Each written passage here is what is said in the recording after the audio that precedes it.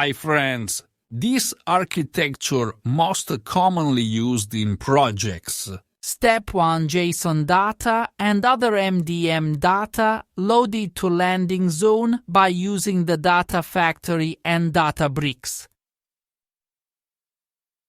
Databricks is used for converting JSON data to CSV. Step 2. Pulling data from all source systems, then loading to bronze layer, like source.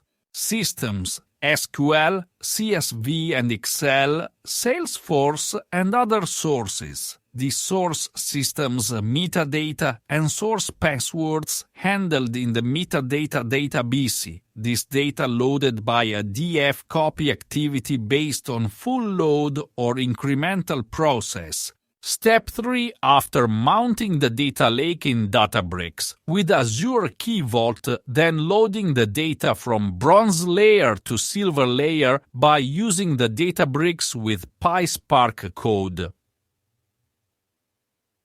Reading the data frame, then writing to delta tables as per metadata configuration. Inserting the metadata log to the metadata database through stored procedures calling in PIODBC connection. Step 4. Generating the dim and fact by using the Spark. SQL. All these queries are handled by metadata database and strong data to gold layer, data lake and logic app used for sending mails if failed. Step 5. Loading the gold layer data to the SQL database. Then this data is used for generating Power BI reports and Tableau reports.